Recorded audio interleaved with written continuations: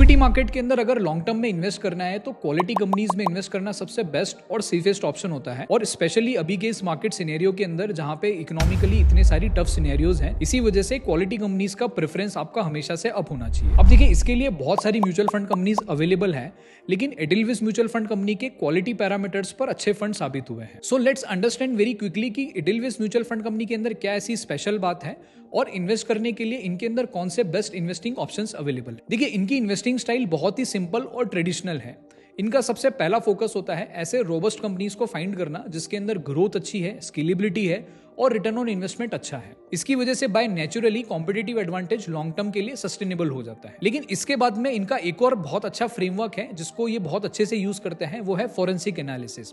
अब इस एनालिसिस के अंदर मेनली अकाउंटिंग और मैनेजमेंट को बहुत डीपली एनालाइज किया जाता है ताकि ये आइडेंटिफाई कर पाए कि मैनेजमेंट इनका बहुत इंटीग्रेटेड और बहुत ट्रस्टवर्दी है ताकि वो कंपनी हमें सेफ लगे।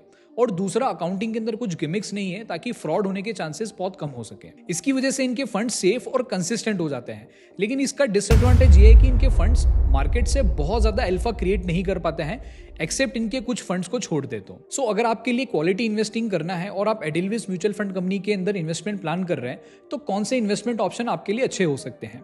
देखिए, इनका सक्सेस रेट जो रहा है वो मेनली इनका स्मॉल एंड मिड कैप के अंदर रहा है। स्मॉल कैप के अंदर 5 साल के अंदर ऑन एन एवरेज इन्होंने 30% से ज्यादा रिटर्न्स दिए हैं सिंस इंसेप्शन। वहीं अगर मिड कैप की बात करें तो इनके एनुअलाइज रिटर्न्स 5 ईयर्स के एवरेज 20% रहे। लेकिन ये फंड 2007 में लॉन्च हुआ था, तो इसका मतलब है कि इनका ट्रैक रिकॉर्ड बहुत ही अच्छा रहा है। इसके अलावा इनका एक और फंड है जो बहुत ही रिसेंटली लॉन्च हुआ है, वो इनका मल्टी कैप फंड। उसके अंदर भी इनकी परफॉर्मेंस अच्छी है। सिंस इंसेप्शन इसके अंदर 24% रिटर्न्स मिल रहे हैं। देन फिर एडिलविस के फंड्स इंटरनेशनल कैटेगरी और इंडेक्स और ईटीएफ के अंदर भी बहुत सारे ऑप्शंस देते हैं और इनकी परफॉर्मेंस इन दोनों कैटेगरी में भी बहुत अच्छी रही है।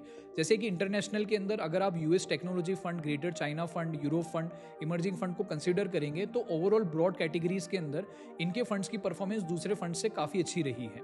वहीं अगर इंडेक्स फंड्स की बात करें तो जितने भी इंडेक्स फंड्स की कैटेगरीज बनी हुई है, मोस्ट ऑफ कैटेगरीज के अंदर इस एएमसी ने अपने फंड लॉन्च किए हुए और उनकी परफॉर्मेंस भी अच्छी नजर आती है। सो इसी तरह अगर आप म्यूचुअल फंड की एनालिसिस और टाइमली अपडेट चाहते हैं तो चैनल को सब्सक्राइब जरूर से कर लें।